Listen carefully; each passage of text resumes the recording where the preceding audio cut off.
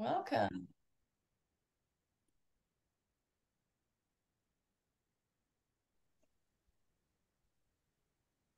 Morning. Good morning. So good to see you. Thanks for coming. Lisa, I hear we're both in Ontario. Not today. I'm Where are actually in you? Newfoundland right now. Oh, that's nice. Yeah. Where are you, Kathleen, in Ontario? We're in Dundas. Oh, okay. I'm Yeah. usually in London. Okay. Oh, London is beautiful. So many trees. Yeah, they're called the forest city, although our forest is quickly shrinking, I think. But Oh, I just have to interrupt because hi Benita.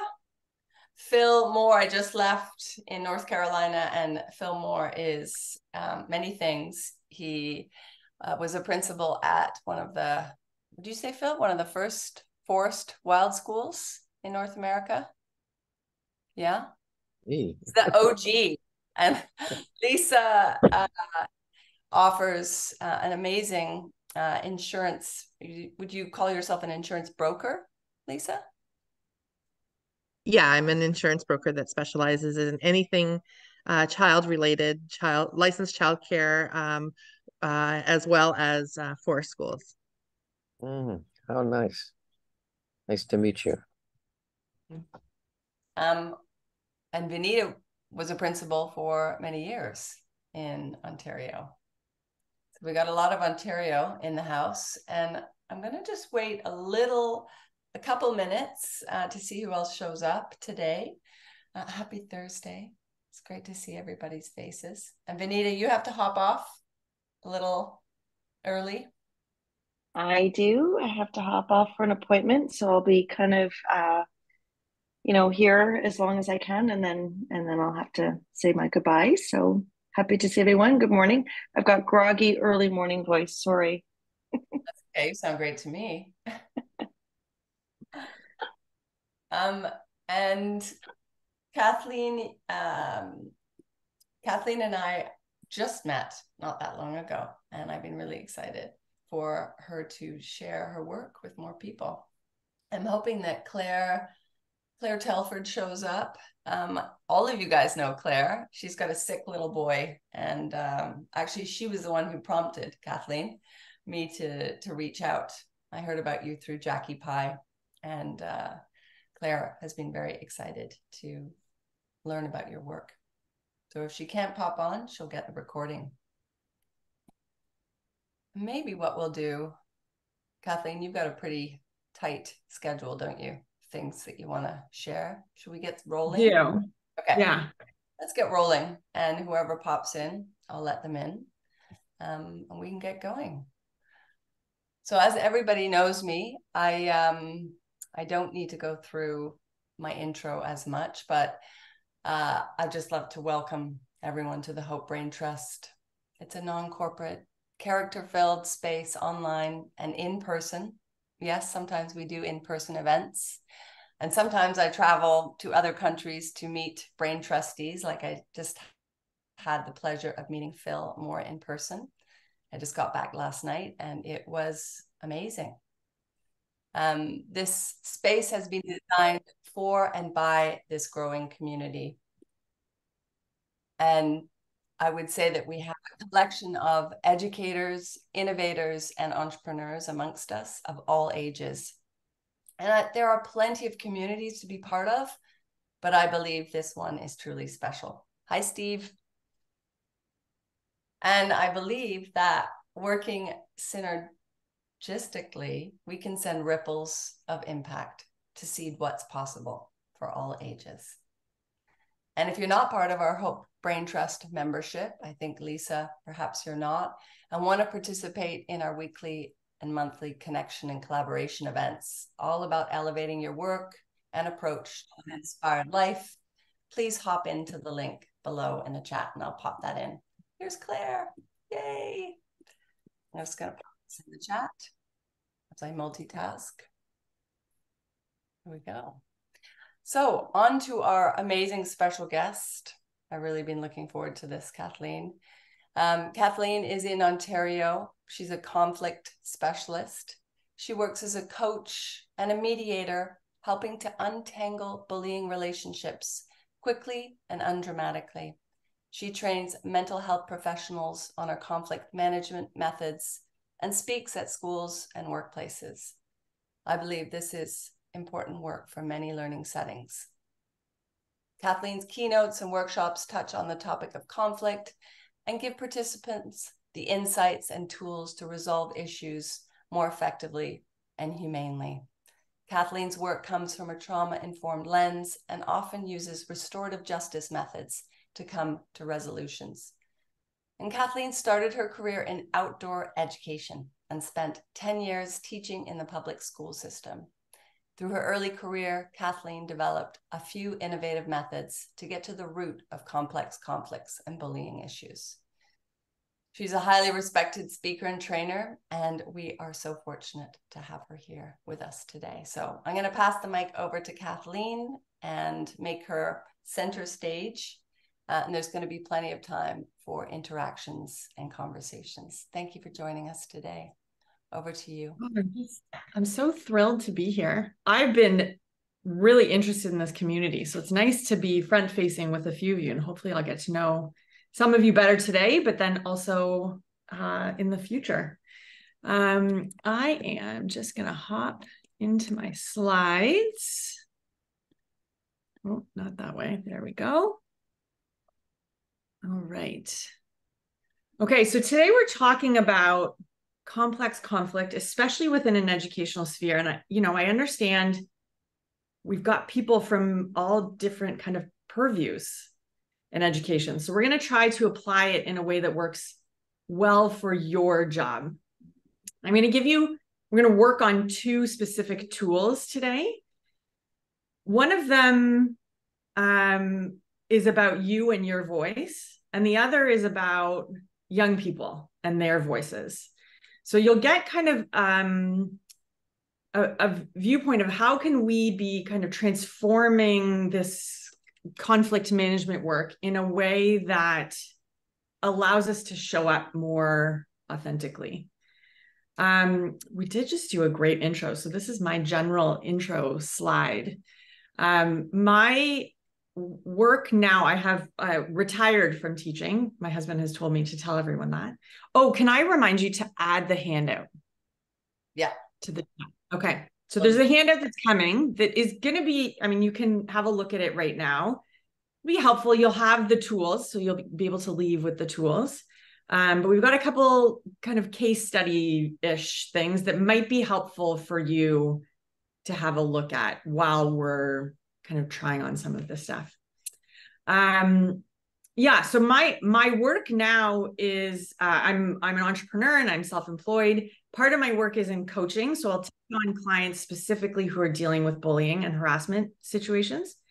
I work with young people as young as 3, and my oldest client was 78 years old. So the full gamut of what I'm doing, what's so nice is it applies to all ages. So it doesn't, I do a lot of work with young people, but I have also started during COVID to take on a lot of adult clients, and a lot of this stuff kind of lands very well there too. And many of I have only ever worked with young people or in that sphere. And I have been kind of, I would say like obsessed is the word with conflict and conflict management. And one of the reasons why is because I grew up in a family that was very conflict driven. And so over the years, I've tried to sort of, our mess is our message. I've tried to untangle what has gone on and tried to find tools that potentially would work, that we can then untangle other massive conflicts that are going on for young people. The beautiful thing for me is I'm now a mom. I've got 3 small kids. I've got an 8-year-old son, and I have twins who are 5. And having grown up in a family where conflict was the way, I now see that I have the tools to give to my little people to help them untangle those situations from small. Now, you know, I have done all this work, but I really love showing this photo, which is a picture of me when I was in grade 2. And I had switched schools from grade 1 to grade 2. I actually got hit by a car. I didn't look both ways, like everyone tells you to do. And what we see in this photo is this girl with these ginormous glasses, which, as everyone here knows, were actually cool in the 80s and seem to have a resurgence now. And I'm not quite sure why, but they do. And we're seeing them again. And anyway, I also had braces, and I had a brace on my leg because my car accident really like drastically hurt my leg. And I showed up at this new school looking like the dorkiest new kid in the class. But I wasn't bullied. I wasn't teased. I mean, I think I was teased, but it didn't faze me. But my brother, who was actually like quite a good looking kid, also switched schools that year and got mercilessly bullied. And so what I think now is that I spent a lot of time, the narrative back then was like, oh, the dorky kid or the small kid or this kid, they're the ones who are going to get targeted. And it was always very confusing to me that it wasn't me. The secondary part of this story is that I was able to show up at school and be me, and I was loved there. Where at home, because conflict was the way, and because I was really genuinely kind, I was taken advantage for that. But school was the place that made life okay. And we know this, it's not always everyone's experience. And I'm really grateful that it was for me. But school was a place where I could go and people could see me for really, truly who I was. And I was honored for that. What I didn't get when I was at school was skill building, was tools to kind of overcome what was going on at home. I did end up going into teaching, and this was one of my teaching placements. I went up to Nunavut to do a teaching placement for 2 weeks in an ESL discipline class. So I spent 2 weeks with these amazing young people, and it was probably one of the most incredible and heartbreaking experiences of my whole life. These young people, I mean, the challenges that they were facing were beyond anything that I could have ever imagined. And nearing the end of my second week, the teacher said, great news, we're going out on the land. And we're going to go out on the land and we're going to do some fishing. So somebody's uncle did some fishing and they needed some help from the young people. So we were all going to go out together. And then she said, but I'm not coming. And so your number one job is to take care of Kathleen, because she's a Haluna, which is a white person. And she said to these Inuk students, and we all know that Halunas don't know how to stay safe on the land. And so your job is to protect her. Now, remember, this is a discipline class. These are young people who are like suspended all the time. They're making choices that maybe are not super helpful. And this teacher entrusts literally my life to these young people. And they did a beautiful job. They took care of me. They made sure that I stayed away from the hole. They taught me where to go and where not to go. And it turned this little light bulb on in my head to think like, think of all the things this teacher needed to teach them to allow for this to be successful, right? They needed a sense of self. They needed to have a strong voice to speak up to this white woman. They needed to know how to be safe on the land. They needed to have the confidence to create conflict, potentially, with me. And the teacher taught them those tools in class, which is something that I hadn't experienced. I then went through teachers college and thought, I'm never teaching. I think the system's broken. I'm not going to go into it. And so I went into camping instead. And I'd worked in camping for a series of years. Now, this photo is a picture of the first time I made it to the top of the climbing tower. A little odd. It was my 8th summer in camping. So you would have thought that I would have made it by then, but I had switched camps this year and I was working for the Tim Horton Children's Foundation. And in this like amazing program, I had 15 to 18-year-old campers, and it was a skill building program. And it was teaching leadership and life skills. And as I was teaching these lessons, I was learning them finally for the first time. And I watched these young people go away and come back the next summer transformed. They had taken the tools that they needed from camp the summer before, and they had changed their lives. But it had changed my life too. I made it to the top of the tower. I created more authentic relationships.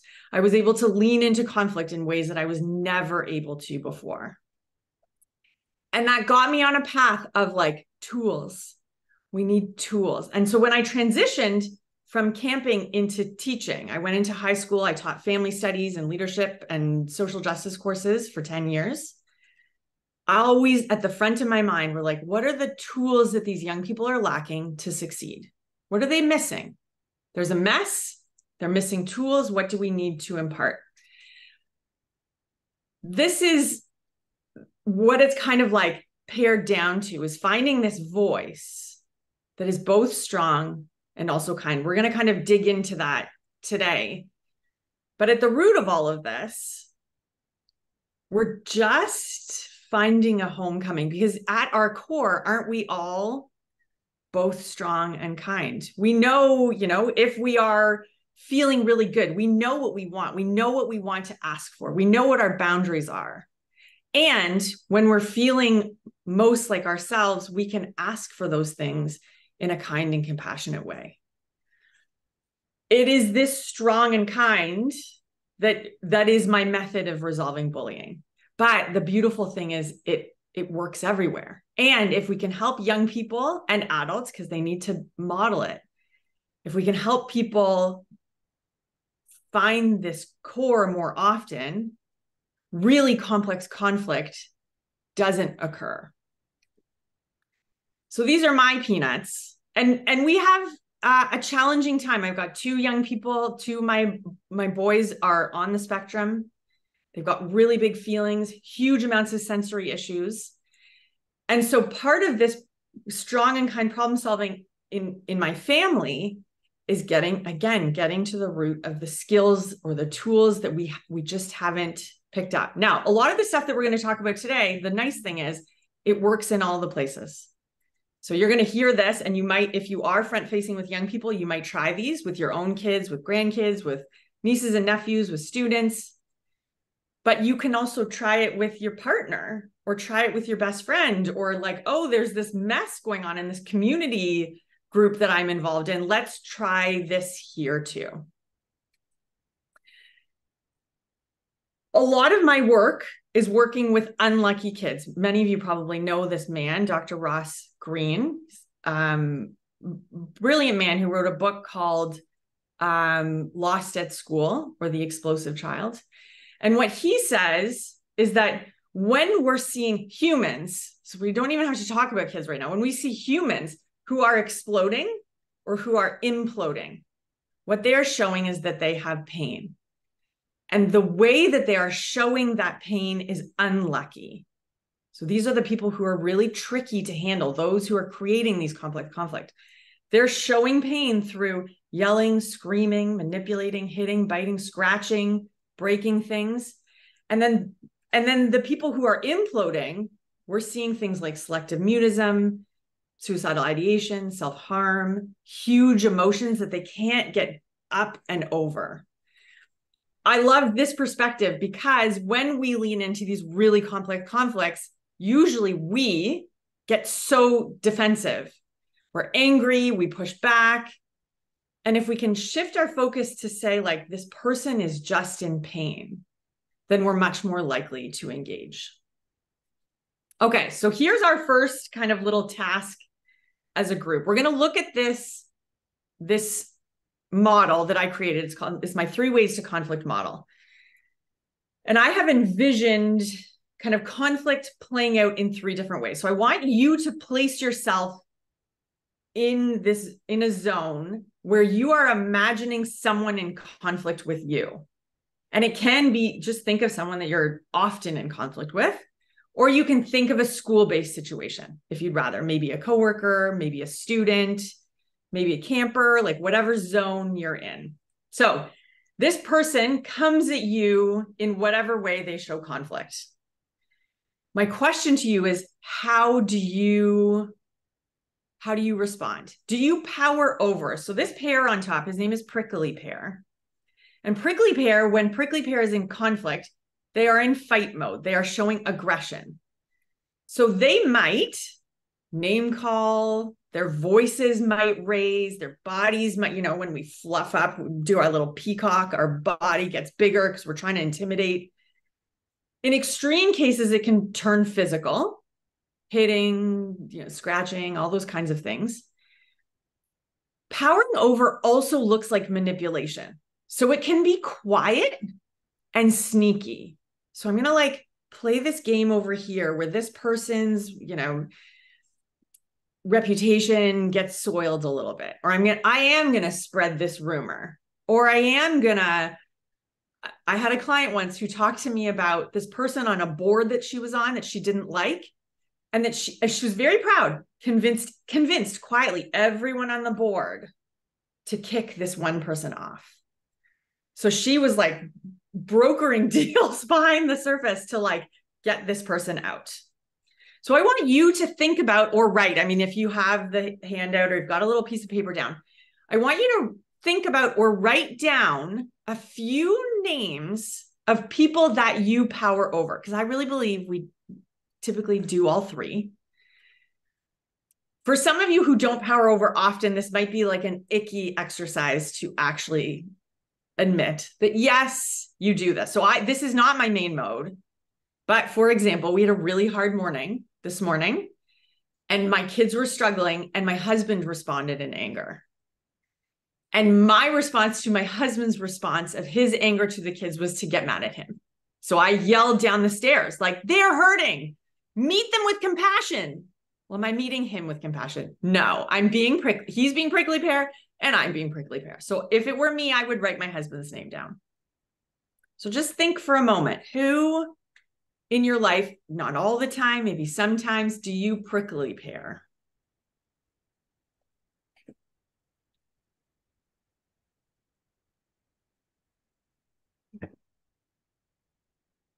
If you're finding yourself writing a lot of names right now, this might be your mode, and that's okay. These are things that we learn. And so if this is your mode, just think okay, well, maybe my mode is a power over stance. Okay, let's go down to the bottom now. We're going to talk about power under. This little pear is Petrified Pear. And when conflict comes at Petrified Pear, in their most extreme state, they get quiet and shut down. So this can look like ghosting. So I will not actually engage with this person ever again. I actually just got ghosted this year by someone. It was awful. I didn't know what happened. There was a conflict I didn't even know about. And she wouldn't return my emails. She wouldn't return my phone calls. I thought she had a heart attack or something. And I had to call her boyfriend. And he told me that, I don't know, something had occurred and we weren't going to be talking anymore. She has my house key. Anyway, that's the extreme case, is this relationship is now over because I cannot engage in this conflict. Less extreme are our pleasers. So I am one of these. So I will say I lean into the conflict, but I take all responsibility for it. I give in. I say sorry a lot. I maybe don't have an opinion on what we want to have for dinner. And then the other person has all the power. Okay, so I want you to think, who do you power under? Who do you power under? And write a couple names down or think of a few names.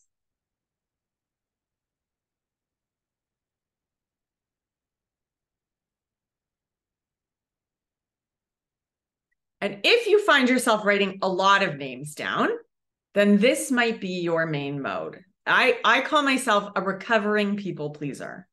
So I'm better. I'm definitely not amazing all the time. Okay, our third mode is in the middle. This is Positive Pear, and Positive Pear powers with. So Positive Pear has this voice, this like strong and kind voice. They have, when conflict arises, they have the capacity to speak. They can also listen. So this is this zone. Like if all parties can get into this zone, this is where we compromise. This is where we problem solve. This is where we get to the root of the issue. Also, in a truly authentic, strong, and kind, we feel calm. Because as I said before, you feel like yourself. You feel like you. And so it's okay. You can handle this. So think about a few people who you can find this voice with. And for some of you, that's going to be easy because it's your mode. And so, you decide, okay, I power with most of the time. For some of you, you might have one name or no names. And if that's the case, don't worry, we're going to do an activity to find a strong and kind voice. But if we think of our society, we are taught to power over and we are taught to power under. And if we power over, we win. And if we power over, we lose. And if we've got two people that power over, at some point, someone's going to power under. So this is the competitive world. We just we flip from power over to under. And this is how we exist in business, and we exist in education, we exist in religions, and we exist in community groups. So this third way in the middle, this like power with voice, this voice cuts the power over under strategy at its knees. We're playing a completely different game. And not everyone has been raised to find this voice, has even had a model of someone. If you can only think of a couple of people, I want you to just think about how you sound with that person. Because that likely is maybe a version of your strong and kind.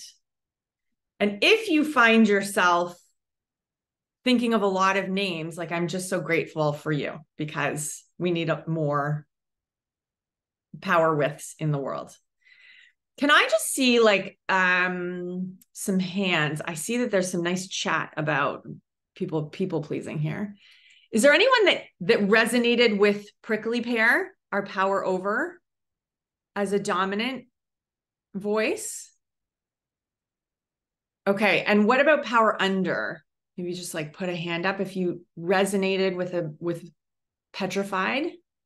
Okay, so with you. Is there anyone that's lucky and is positive pair, just is in that zone? One more. Okay, so a few of you, similar to me, I felt like my power with voice, man, it just existed when I taught. At work, I can be that person. I don't know why. But in my personal relationships, probably because of my family, I slipped into that power under. So here's and I want you to share what you think of these. One thing we need to know is that conflict management is not who you are, it's what you learned. So is there anyone who's willing to share, like, where did you learn how to be in conflict? And that second question, you're welcome to answer. You might not know, but like, who do you sound like from your childhood? Who are you modeling? So I know in my experience, there was a lot of powering over in my family. And I think because my empathy, I'm so sensitive, my empathy was really high, I slipped into a power under mode. Now I have learned how to power with my family. And it was like some hard work to like stick there, to find that voice and stick there and be respected for that voice. And I didn't have the tools when I was a little girl to do that. And so that's sort of where I ended up. Is there anyone else that is willing to share like your conflict management story?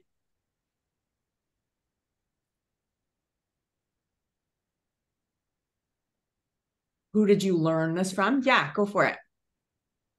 Claire. I would say you were speaking about you, but also about me a lot. I'm definitely a people pleaser and a power underer. And that's who I think I've been my whole life and probably learned. My parents' dynamic too with my dad was a power over and my mom was power under. And so I was more like my mom. And then once I had kids, I see the power over coming out.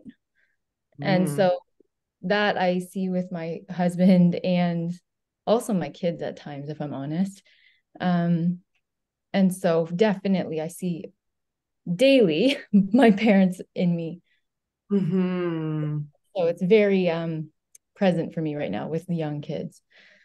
So I would say that's my experience. Thank you so much for sharing that. I want to tweak a little thing that you said. You said it's who I am. And I want to challenge that. I don't think it's who you are. I think it's it's what you have learned. We learn tools to be in conflict, and we don't really teach conflict management very well. And so if you can shift your mind to like, I just need to learn a different way. I don't know what my strong and kind voice sounds like. So how can you use it? It's not, you haven't found it yet. But once you do, then you will use it. Thanks for sharing. Is there anyone else that would like to share? Hey, it's Vanita here. I just had a realization as you're talking about the different powers. And I'm going back to envisioning myself as a classroom teacher and working as a principal and working with educators supporting kids. I've noticed that I think even if an educator is a power under or power with, in their role as teachers, they tend to be more power overs. And I think that that's where a lot of the dissonance comes with kids when we're interacting with kids, because they're looking for the power with, and they're looking for people to be able to hear and see them. And so even if we're not realizing that we're powering over kids in the school setting, I think there's a lot of that happening that would be a great place to kind of work with educators in the school setting to really understand that dynamic, just by being the role of the teacher in many classrooms still, at the front of the class and kind of talking at the kids. So I just wanted to share that little reflection. Yeah, I love that. I really believe that the education system, or at least the, regular public system, is set up to create a power over under dynamic. If we think of like, well, what are the consequences? They're all power over under consequences. And what was modeled to us, right? That's another example. Like Claire's, like, let's say I'm a power underer, but I've only had teachers that powered over me. Well, that's how I know how to teach. And so that's what I'm going to then do. So yes, I think questioning that would be amazing. Anyone else feel like sharing?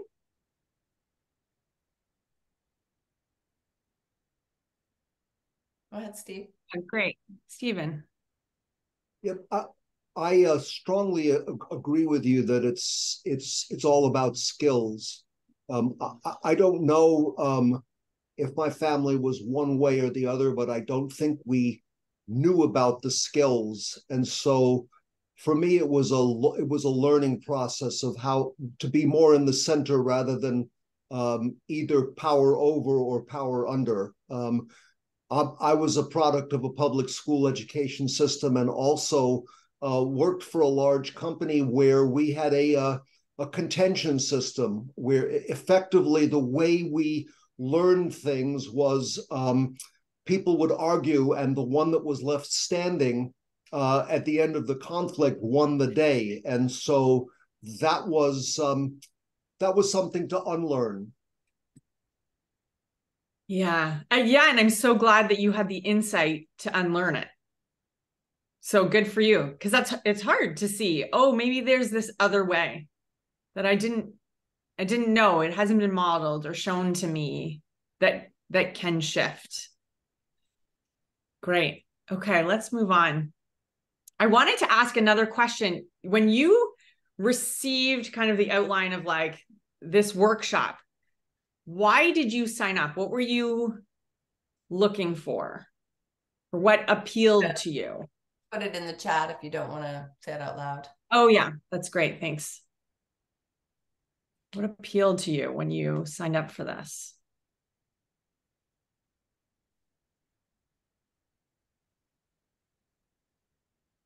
Lisa, do you want to share? I'm curious. I'm so thrilled to see you here today. I joined because you invited me, and I thought, what an awesome opportunity to hear more about forest schools and the people that run them and the reason behind why they want to run them, and just learn a little bit more about the community. Amazing. Thanks for coming. And we have forest schools, but we also have all other types of schools and learning ecosystems woven into this amazing community. It's great to see you, Erin. Did you just pop on curious, or was there a specific thing that pulled you? Well, I was I didn't read too deeply about the specifics of the workshop. I did hear the general gist of it about it being around conflict and managing that in better ways. And as an educational assistant, that's like my bread and butter. Just dealing with children who have autism or ADHD or executive functioning issues. And a lot of it is really getting over the power over stance and into a power with stance. But because I work with children, that's a bit of a dance because they're not competent to know how to do a lot of things. So you have to kind of guide and hold their hand and carefully and gently work through things. So yeah, that's kind of why I joined today, because it's nice to hear from someone who's kind of done similar work in ways. Yeah. Thanks for coming. And I have to say, Kathleen, as soon as I heard about your work, I love to bring people together and connect different perspectives and showcase remarkable tools. And I feel like finding our way to meeting each other without having conflict in any situation, but really in a learning environment. I just wanted your work to be shared with more people. Thank you. Yeah. So yeah, I wanted to add that that I think the power over and the power under are connected in a way, because I think neither come from true strength or skill. And so I just wanted to kind of affirm the real importance of this work, because this kind of skill, if we want to have a really hopeful future, then I think we'll see this kind of skill grow. Yeah, I agree. I feel like the power over and under are reactionary. In extreme cases, I think they're trauma responses. And to get to that middle ground takes skill and understanding, for sure. For sure. Okay, thanks for sharing. Let's go over just very briefly what I perceive to be conflict. So we know it's a disagreement about differing thoughts, interests, values. And when it's managed well in this power with format, it can bring us together. I just did a ton of training for camp staff. So I went to 10 camps before camp started this year. And when I had this slide up, I said, like, how many people know this? Conflict can bring you together on this deep level. Almost no hands. And then the next one, when it's poorly, it can rip people apart and provide little understanding. And then everyone's hands went up. Right? So we haven't fostered these tools to be able to create this understanding, because conflict is inevitable. We absolutely are going to have conflict many times in a day. It's what we do with that allows relationships to come together or rip apart. Okay, so I find this very interesting. I don't know if you know, but being rude is actually unintentional. So you're unkind and it is unintentional. So Erin, you have a lot of young people, and only because I know a lot of them too. where there are these like misunderstandings about social norms, and these things come out and they seem awful, but if we dig a bit, they don't know. My daughter, who is just like cutest little button on the face of the planet, so sweet. I show up at school this year. She's 5. She marches over. Usually she runs, you know, that time when your kids run at you with their arms open. It's going to end soon. I know it. But she didn't run over with her arms open, ran over marching. I'm not going to say the word that she said, but she said this to me. Where the F have you been? And I was like, what did you just say? She does not know one swear word. And so I thought I had misunderstood her. So I unfortunately asked her to repeat it, said the same thing. I was like, oh my goodness. Like, so I took some space and then we had a chat about like, that is a word that is definitely not for little people. Like, absolutely not. I do not want to hear that word again. It will shock people. It will make them very unhappy. You know, it turns out there's a boy in her class who's got a 16-year-old brother. And so of course he's going to learn those words and then it's going to show up at school. Now, she learned that it was not okay. It was unintentional. But if she had continued, then it would be mean, which is an intentional unkind. Now, I really believe that bullying is actually not that far off. It is an unintentional, unkind, and it's repeated to the same person or group. Sometimes there's a power dynamic. Okay, so when we're uncovering it, to me, this is just this is my definition of how things unfold. What I notice in the education system is we don't always deal with things until it becomes explosive. But I think we need to deal with it all, because when children are rude or mean, they're just lacking insights or communication strategies. That's all. They need a tool, or they don't understand. Bullying are young people who are lacking insights and communication strategies to work through an issue. And there's power dynamics at play. So if we don't start when it's rude and help develop tools, it slides into these other categories. So I want you to start thinking about things like developing positive. So these are the tools: communication strategies, developing empathy, problem-solving skills, and a healthy understanding of power. And these are things, you know, I have worked with hundreds of young people who've been targeted and who've been doing the bullying. And these are the things that I work on. And once literally they have the tools, they then go away and stop the behavior. It's like, it's an uncanny experience. Okay, so what we're going to do right now, we're going to flip conflict management a little bit on its head. These are the ways I look at it. Number one, we need to find an authentic, strong, and kind voice. And this works for like rude, mean bullying. We need to find this voice, this third way to handle conflicts differently. And when we can find this third way, then we can engage in hard situations in a much more positive way. So that's the first thing, is like finding this voice. But we're going to work on it with you, because many of you are struggling to find this voice. And if you can't find it, and we're not modeling it with our own kids or our grandkids or our students, then our kids are not going to pick this up. And then the second part is to center the child or teen's voice, or adult if you're problem solving with coworkers, like the people who are in the problem. It is not our job to solve it anymore. It is their job, because until they start getting the tools to solve the problem on their own, then it will never be solved.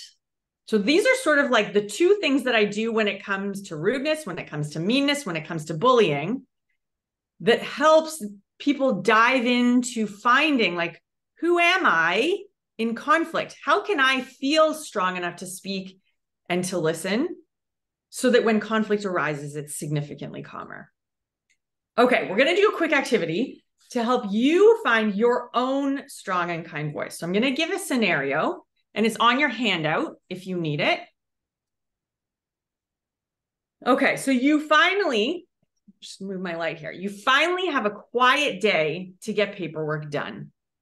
You're relieved because you're super far behind just plug in whatever your job means, the ministry stuff, if we're working in education, or my boss's, whatever.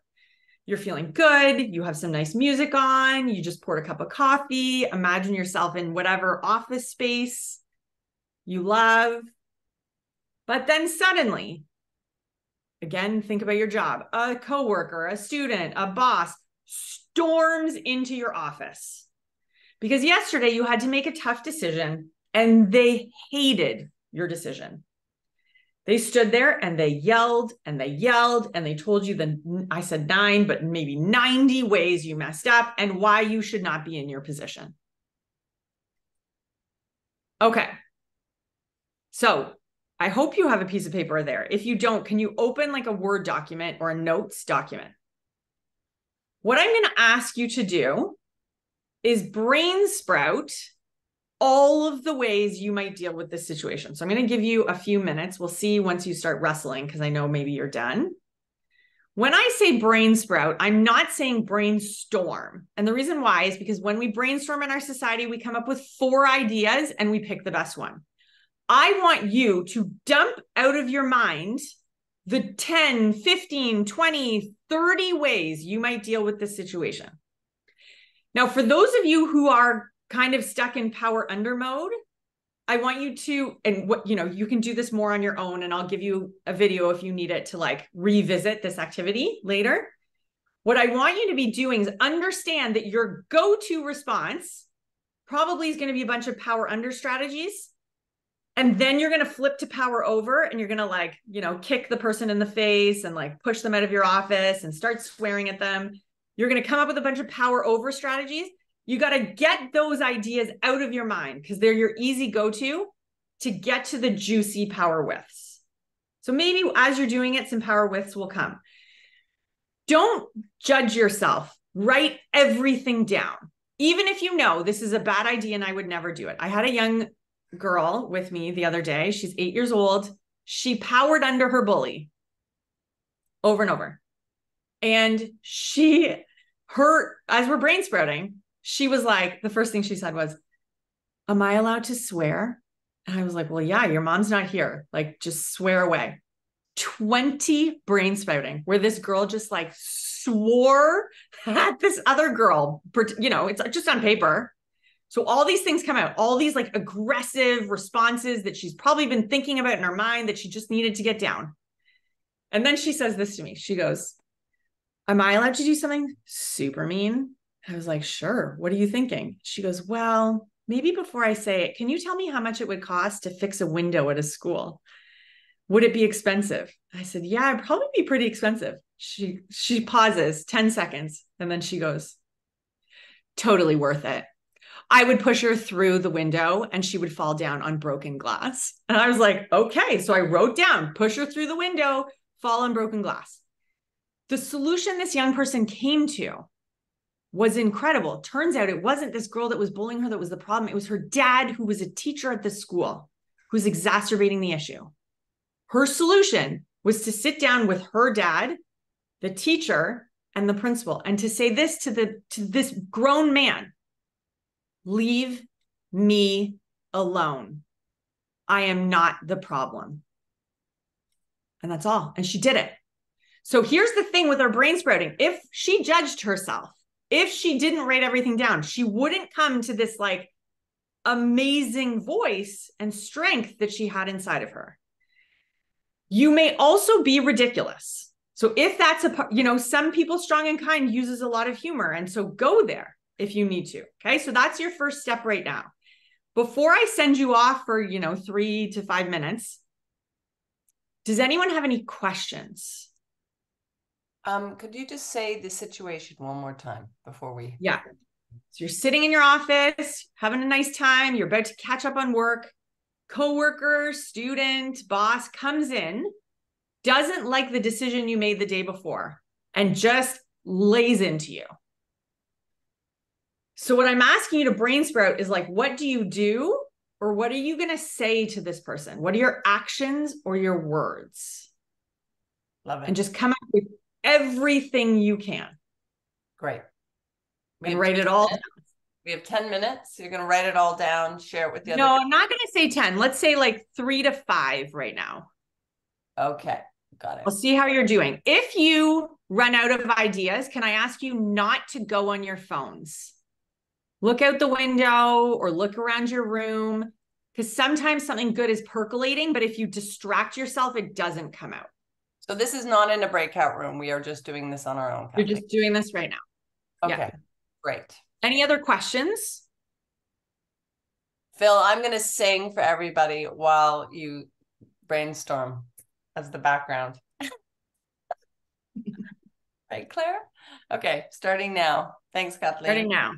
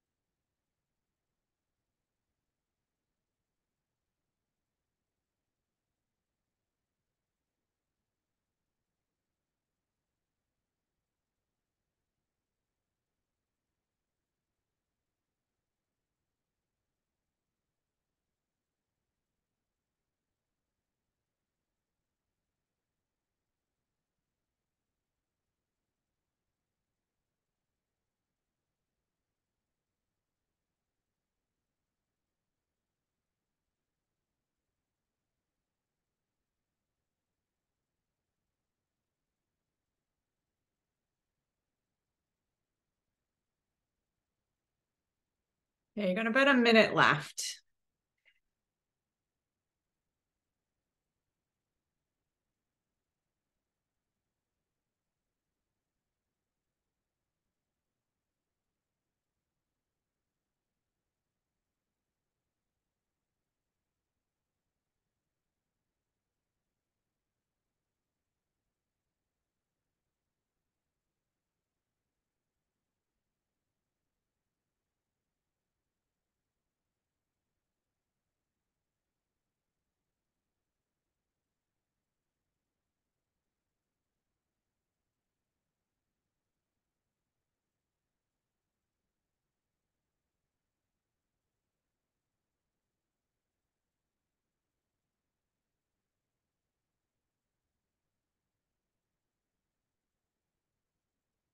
Okay, finish up your last, whatever you're writing right now, just finish that up.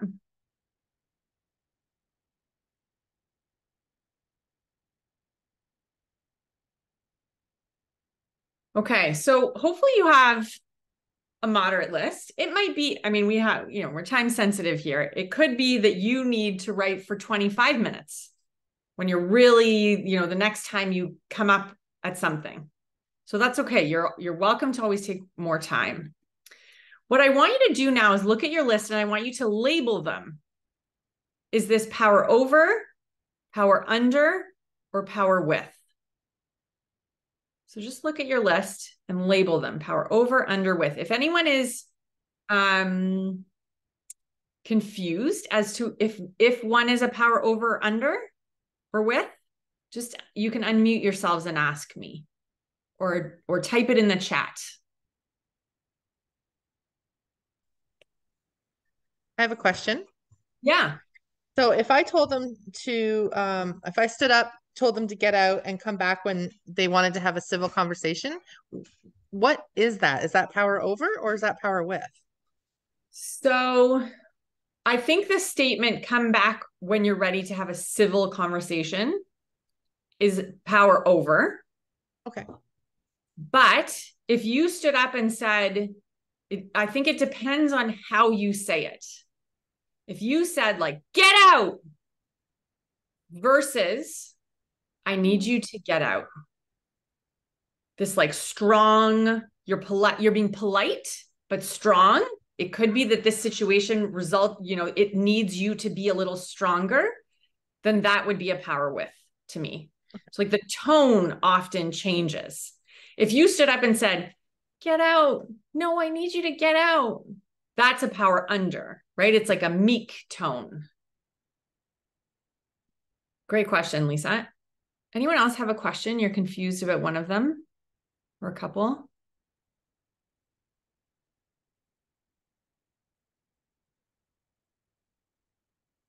Okay, so I want you now to label or underline your power withs. I want you to like isolate them so that you can see them easily.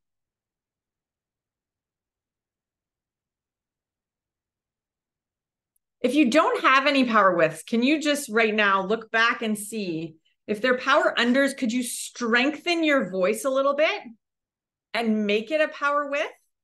Or if it's a power over, can you soften your tone and make it a power width? If you don't have any power widths right now, or if you've got one that you kind of like, but you're like, oh, I don't know how to make this work.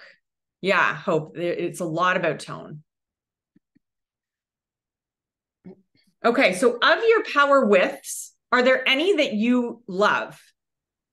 So I will have clients who laugh and say like, actually just had one this week. She was like, can I say that? Like, am I allowed to say that? She had a coworker who was harassing her over and over and over and over. And it was like all these microaggressions. And her response was to say, I don't like how you're talking to me. I need you to stop. And because that felt so authentic to her, she was like, oh my gosh, I can just say that. Like, that's easy. So if you have one that's like that, then just circle it. We know that's your answer. If you don't love any of them, but there's one that like feels like you. So you might think like, yeah, I could say that. I could do that. That doesn't scare me, or I wouldn't not do that. Then that is your power width. Is there anyone that has a power width that they know, like, yes, I can do it? Maybe. So there's a couple of you, 3 of you. Okay. If you don't have one, that's okay. Remember, our society is set up power over under. So it might take a little bit longer brainstorming. I do have a video that I can email you that would step you through the process. You get a handout so that you can kind of sink into the process. Sometimes it also takes a real scenario. So you would like wait until something is going on, and then you would go to the video and the handout. Is there anyone share their power width? I would love it if you would, so that we can kind of see. Yeah, Claire, do you want to go?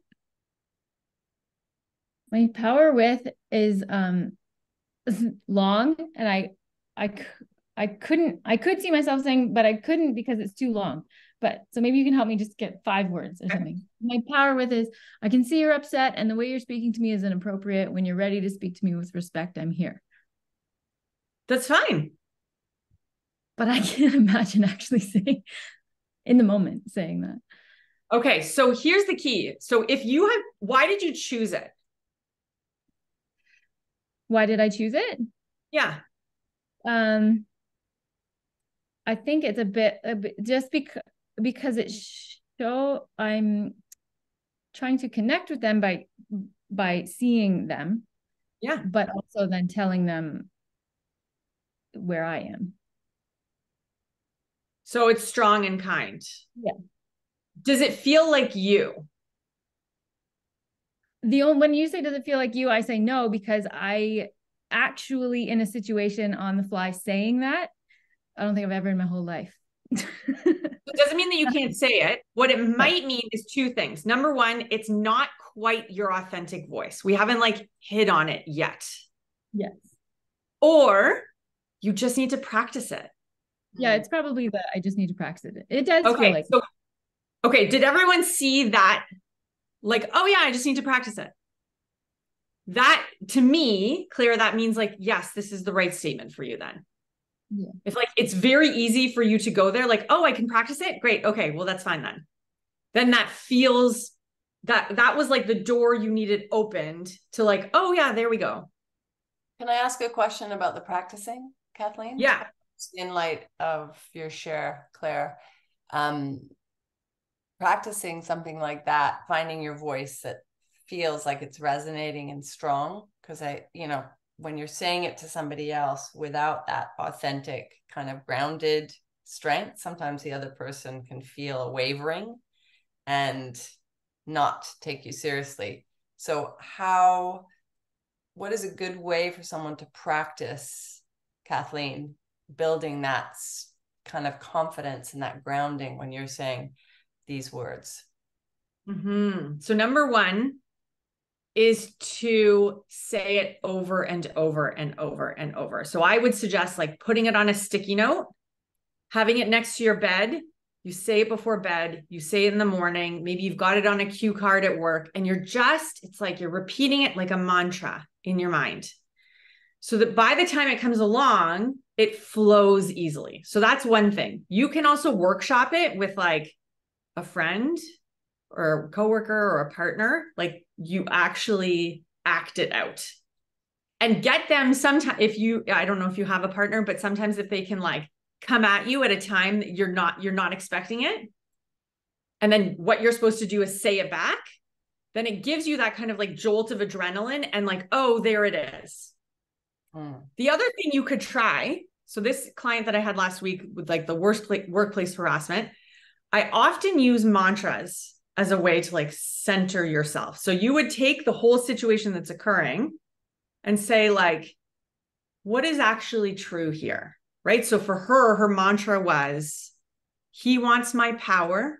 I will no longer give it to him.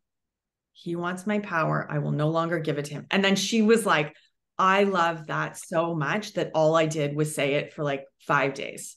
She then got herself in a sticky situation 2 days later with him and her boss, who didn't believe her. But because she had just like centered herself in this mantra, the statement she was supposed to say, she handled it so well. It's almost like, these are my suggestions of making something second nature to you. You might have another thing that works better for you. So then you go do that thing. But those are kind of like my suggestions of what to do. Anyone else want to share their strong and kind? Hope, did you want to share yours? Sure. I think for me, it would be just filling the space with a feeling of calm, trying to bring calm just in myself first, and sitting in that calm space while they're coming at me. So like trying to bring the energy level down in myself before I leap to a reaction. And then I feel like asking them, once it's calmed down a little and there's a pause, is thank you for sharing. do you believe that I did this on purpose? Mm. And I've done that sometimes with my kids, or if, you know, and it's a surprise for the person. First the calm, and that because they almost expect more force to come at them. And so the calm happens. And then actually this is great on client calls. If someone calls and is like, I used to do calls with angry clients, people would give the phone to me and you just like be quiet for a bit and then ask, do you believe this was, you know, done intentionally? And sometimes they stop and they're like, oh no, but and they're angry, and then it fizzles out a bit more.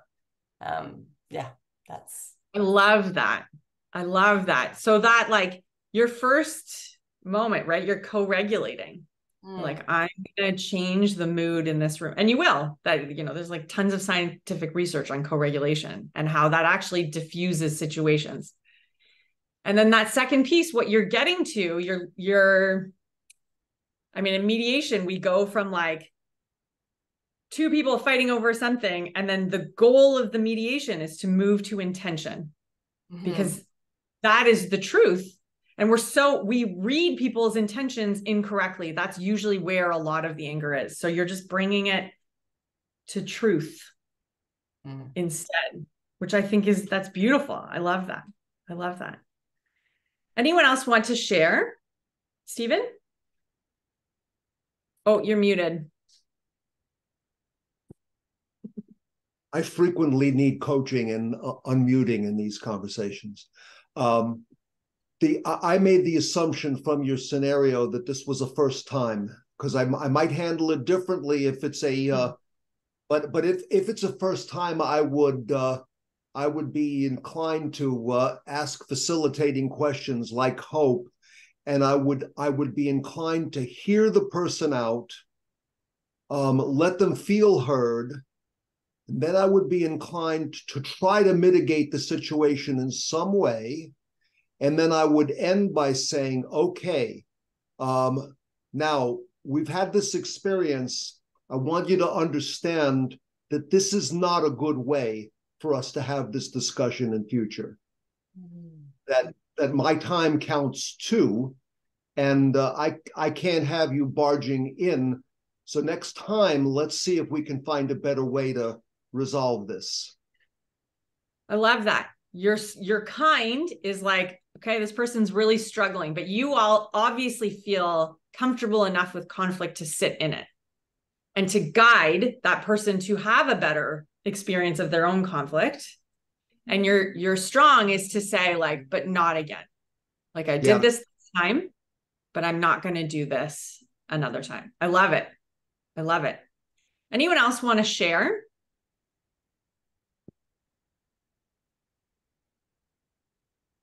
Okay, so something that like always just like baffles me when we do this, I actually just went to speak to about 60 school administrators from Kativik, Quebec. So it's like northern Quebec, 14 Indigenous communities, and all their administrators came down. We did same scenario, and how vastly different their answers were, right? So similar to Claire, like, I'm actually not going to engage in this conversation right now. Like, you actually need to calm down. I will not engage in this conversation. To like more engagement strategies, to humor. One of the administrators said, I would say to them, I want to hear this, but I need you to take a 5-minute break. And then he has this like one particular song that he uses with students, and he puts them in a room and he turns music on, right? Like, they're like vastly different solutions. So I wanted to ask you,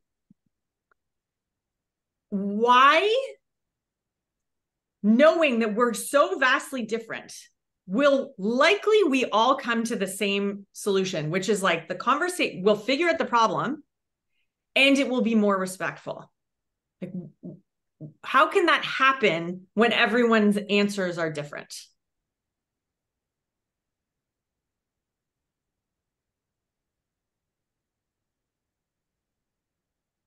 Any thoughts? Okay, so the key is that we are playing a different game, but that the game is authentic to you. When we read these like self-help books and they tell us the words to say, they don't work because they're not us. All of you in your responses were showing up and basically energetically showing, I care about you. And no, I don't get talked to this way. But that is going to be shown vastly differently because we are all different human beings. So this is where, like, this is this crux of, you know, I'm looking at the time and we're not going to get to my bullying theory, but I can send you a video if you're interested on how that unfolds. This is how I untangle bullying. I get the young people who are being targeted, or adults, to show up in an energetic way that says, like, no more. I'm not playing this game. And it just dissolves. So all of these tricky people that you experience in your world, if you can find this strong and kind voice to show up with, those relationships vastly change undramatically and very quickly. Hope, did you have a question or a comment? I did. I'm listening to you and I'm like singing on the inside because I feel been having conversations with educators and parents around the world about this very thing, which is when we as adults in the lives of children, when we are able to come to our strong, authentic voice, when we're able to practice, when we're able to find our way to that voice and model it for kids, then they are able to see what it looks like as well. So it's amazing that you're working with kids and helping them find their voice. And that is, you know, incredible. And then when there aren't Kathleens right there in your corner, I think for us as parents and educators, a reason to find our voice is obviously for ourselves, but also being in the presence of kids. If you're an educator, if you're around kids, helps them to see how to do it in practice. Mm-hmm. And they watch us and they model us, right? Look at all of us and all the reasons why we resolve conflict the way that we do, right? We learned it by watching. So that, to me, I mean, it's all this work is almost more important than working with kids. I feel like the impact of all of us being able to go out there and just be in that way can drastically alter things. Okay, I'm looking at the time. I have one more tool. So here's what I'm proposing. Let me know if you like it. I'm proposing teaching you one more tool that you can go practice and then come back and we can have a little chat about it. And then if you're interested in learning more about how I dissolve bullying, I have a video that you can get. Or should I scrap the tool and go to the bullying stuff? I feel like tool. I would say tool, yeah. And I can follow up with videos and everything in an email to everyone. Okay. And they can watch their own time. Give us the tools, Kathleen. Right. Okay. So this is a simple problem-solving method that I have kind of meshed together between Ross Greene work and this amazing book. Claire, I don't know if you have it. It's called How to Talk So Your Little Kids Will Listen. Do you know this book? Buy it today. How to Talk So Your Little Kids Can Listen. And it's like using your strong and kind. I talked to the author actually, and she was like, you're doing my work and I wrote this book. And if we just work together, it'll be a totally different generation. So it's such a good book. Saved my biscuits. Okay. So we have a problem that is unsolvable. Typically is when I go to the problem solving method, or we can go to it for all of the problems, and it can be any problem. What we're doing right now is helping a young person find their voice, find their method of problem solving. Okay. So we're going to find a quiet spot during a calm time, and we're going to have a meeting, and you're going to bring a piece of paper and a pen, because children and adults, of course, love it when they talk and you take notes because you're really listening to them. Step one, and this is on your handout. So once you get into breakout rooms, I'm going to ask you to grab that handout. The first thing you're going to do is define the problem. Okay. So let's imagine and put yourself in whatever position. You've got a kid yelling at you all the time. Maybe it's your child, your grandchild, a student, a camper, or whoever. Okay. So you observe the overarching problem. You have been struggling to ask me for things without yelling. And then you ask this question, what's up? Which is like a Ross Green non-judgmental way of getting information. All you are doing now is listening to understand. All you want to do is listen to understand. So they explain what's going on. Maybe they've been trying to get a hold of you, but you've had so many projects at work and you've only been on your cell phone. And every time they try to talk, you've got your cell phone in front of you. So you're like, oh, I didn't know that this was a part of the problem. I had no idea. Now, this is not a time to lecture them or tell them that you're busy and they have to just get used to it. The only thing that you are doing is listening to understand. The second part, once you really understand what's going on, is you're going to define the problem for two people. So it could be a problem between two coworkers. It could be a problem between two students. Could be a problem, but this one is with you and them. So you might say, I want you to be able to ask for things, and I want to feel respected. I want you to be able to ask for things, and I want to feel respected. Okay, so these are the two things we're now trying to solve. And now we're going to brain sprout. So we did a brain sprout. You understand that we're not coming up with 4 answers and circling the best one. We're coming up with 15, 20 answers. And you're going to do the same things that I did. You are writing every single thing down. So when they say, I want to punch you in the face, you write down, I want to punch you in the face. And then you ask the question, non-judgmentally, what else? I want to kick you in the shins. And you write down, I want to kick you in the shins. We're not going to pick those things. They need to get them off their mind. They're bad answers. We know that. Okay. So we're not filtering. We're not judging. We're not saying to all our pleasers, we know if an adult said to you like, oh, I really like that answer, you would pick that answer because the adult liked it instead of the answer that you like yourself. Okay. You can be silly. For those of you who are working with littles, Erin, for your neurodiverse kiddos, like the weirder, the better. They are going to be climbing walls and building jetpacks and flying in hot air balloons and transporting home through technological devices. You're writing everything down. If we're working with kids, I would recommend only suggesting 50% of the answers, but I want you to teach them, the more you do it, the less you should suggest. I have had young people where I give one answer and they give me 40. First time. So really take a back seat to this. We're teaching them how to solve a problem. We're also teaching them to figure out what does my voice sound like when I want to solve a problem. Okay. Once we're done our brain sprouting, we eliminate the answers that don't solve both problems. Remember, one of them was like, I want to feel respected. So we're crossing out that I'm getting kicked in the shins and punched in the face. Like, we're not going to pick those things. So we eliminate the ones that don't solve both problems. And then the last thing, they choose, not you.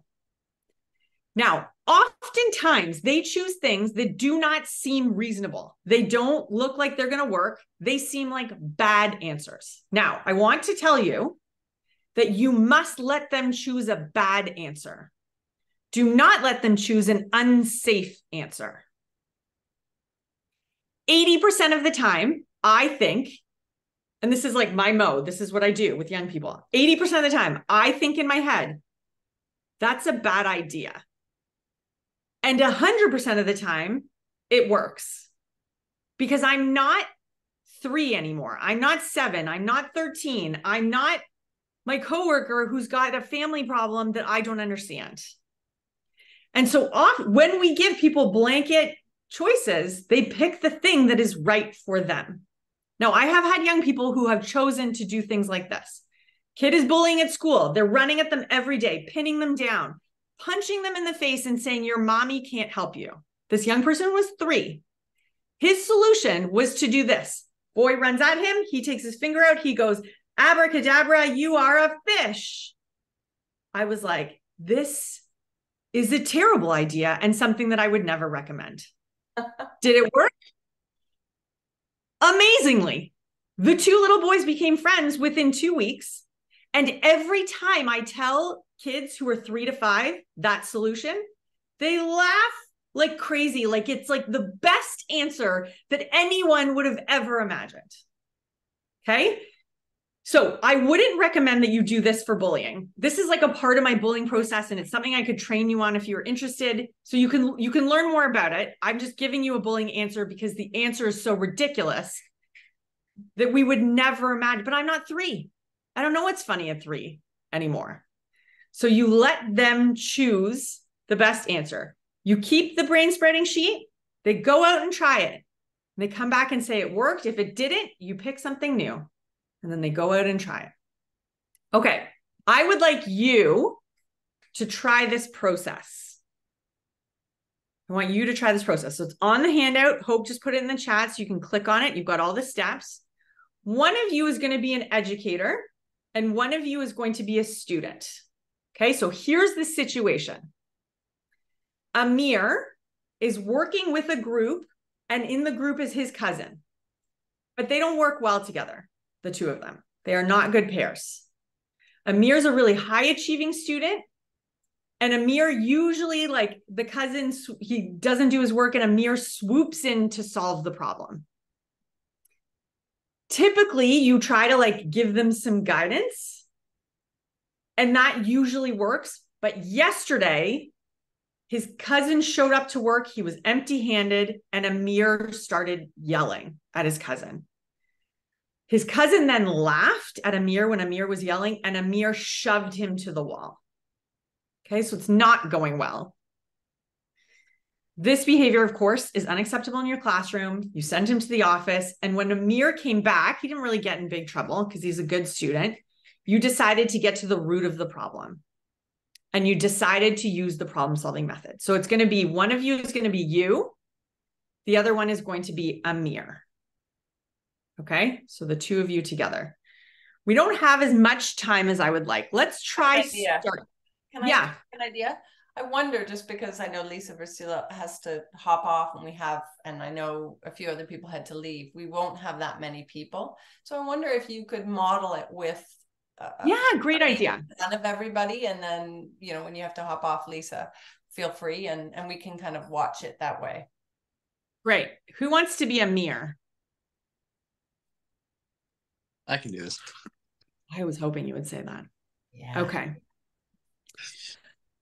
Okay, so Amir, I got my paper and pencil. I wanted to chat with you because things kind of went sideways with your cousin yesterday. What I'm noticing is that you got frustrated enough that he wasn't doing his work and you got really mad. What's up about that? Well, what am I supposed to do? Like, he doesn't change. He doesn't do his work. I have to do everything. He never listens to me. What on earth am I supposed to do about this? How long has this been going on? Basically, the whole time we've been working together. Like, he does some stuff sometimes, but he's very inconsistent. Okay. And how are you feeling about that? Like, last year, I had someone who I worked with a project, and they just always did everything on time, and it was perfect. And this is very, very frustrating. Okay, so you're feeling frustrated. Is there anything else that you're feeling? Angry. Annoyed. Tired. Annoyed. Yeah, it sounds like it. Can you tell me why you guys choose to work together? He's my cousin, and he needs help. And my mom said I have to do it. Okay. Okay, so it sounds like you got some family pressures in here too going on. Okay, so let's look at it this way. I really want you to be able to work to your capacity. Like, I want you to be able to feel comfortable in the groups that you're in. And I want your cousin to feel like he can be successful too. So let's do something. It's called brain sprouting. I want you to come up with all the ways you can think that we can solve this problem. So how can we make sure that you feel happy in a group and your cousin feels supported at the same time? Don't judge yourself. Just like say all the answers, even if they're bad ones. Okay. And as you're talking, I'm going to write them down. Can you just teach him and I can just do my own thing? Can we just be in separate groups? Okay. So those are 2 suggestions. So good. You're off to a good start. So I teach him and separate groups. Okay. What else? What are some other solutions? If he doesn't put in his work, then I don't get in trouble for it. So I want my grades to be reflective of my work and not his work. Okay. Different grades. Don't get in trouble. What else? I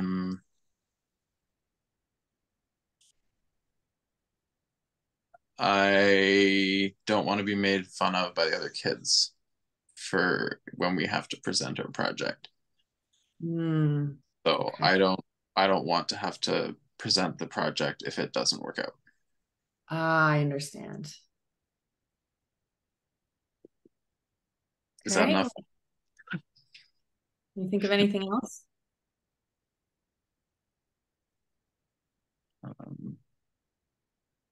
Can you make like a plan that he has to follow? Because right now, like I have to tell him to do things and he just doesn't do it, or his parents doesn't do it. Oh, so you're stuck in the position of telling him what to do instead of you're suggesting that I am in that position. I think that would be better. Okay, so for everyone who's watching, I would actually keep this going probably for like 3 or 4 more minutes. He's coming up with really good ideas, but I'm just mindful of time. Okay, so let's look at this list. Are there any that don't solve both problems? So you feel calmer and he is supported. So I teach him. Does it solve both problems? I mean, from Amir's perspective, yes. From your perspective, probably not. Because you're losing some of the social learning aspect, and okay. Also, so it might not help your cousin learn how to work with people if the teacher. Yeah, but it might be good enough for this project. It kind of depends on the context. Yeah. Okay. What about just putting him in a different group? That could work. That could work really well. Yeah. Okay. What about being in the same group, but you just don't get in trouble or your marks are different?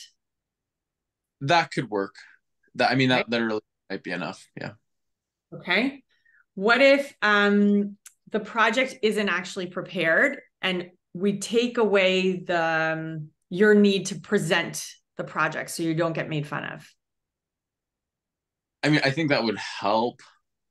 I definitely feel like Amir would, like as a high achieving student, not being able to present any work when other people get to present work. I feel like that would grind on him a bit.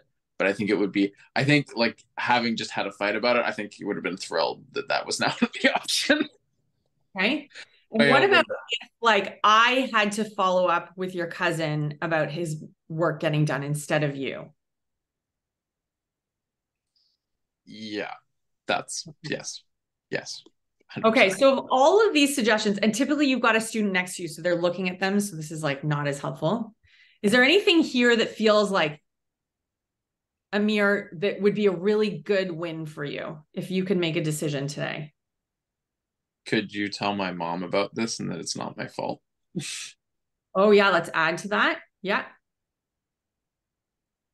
So moving forward, either working with your cousin or not, is there one of these things that you would really like?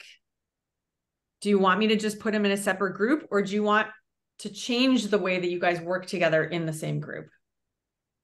I just want to be treated fairly. So that's what's most important to me. So if you got a different mark than your cousin, but you still work together? Yes. Okay. So why don't we try that for the next group project? And I'm going to check in with you and see how you're feeling.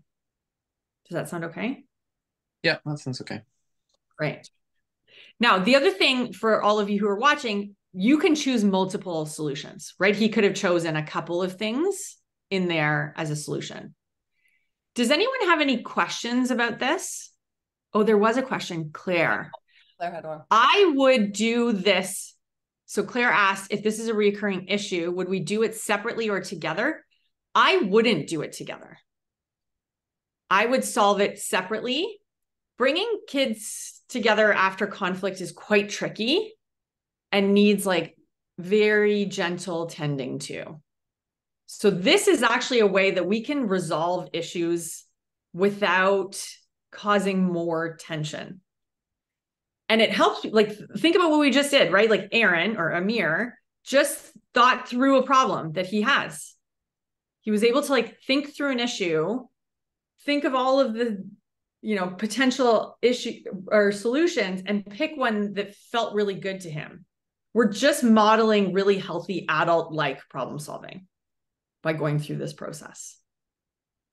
Yeah, well done, Amir. Any other questions? I'm mindful of time, and I just wanted to thank Aaron for volunteering, and Kathleen. I feel like I was fortunate, my kids were fortunate enough to have a teacher to model a very similar process when they were in grade 3. They both had the same teacher and they never forgot it. And none of the kids in her class never forgot how fair, you used the word fair, Aaron, how fair she was in giving everyone a voice and spending time listening to them and hearing them out. It was so important and it has stayed with them for years. So thank you for modeling it and for your work. Oh, my pleasure. My pleasure. Okay, so I'm wondering if there's anything that you want. So I have a QR code here, but I also have just my contact page on my website at the bottom if you want to go there. So my URL is strongandkind.org, and then it's just the contact page. These are some things that you might want from today. You might want, I have like the pairs poster that I could send you the PDF of and you could print and talk to your coworkers or students about. You might want to just one page of that problem solving method. So I'm happy to send that way. I also have a link to a series of videos that will go over like how I handle bullying. So it's my cooperative conflict coaching process. The last video is how do you find your strong and kind voice? So if you want just that, I could send you the link, you sign up for that. Just go to that last video and you get the handout and you can just redo it every time a sticky situation comes up. You might also want some more information about my cooperative conflict coaching process. If you're ever interested in just learning more or getting trained or something, you can let me know. You can also just send me a message on my contact us page and say like, give it all to me. And then I'll just send you all the things if you're interested. Thank you so This is my contact info if you'd like. Yeah. I'm going to be posting this all over for those who couldn't make it today in different time zones, but really appreciate those who did show up. And Kathleen, you are an amazing voice and energy. We can feel it through the Zoom waves. Thank you so, so much for everything. Thank you. And thank you for having me. And like, what a lovely, insightful, inspiring group. I knew. Hope told me. Hope told me. Hopefully I'll see more of you guys. Awesome. Well, have a wonderful rest of your Thursday, everyone. And thank you so much, Kathleen.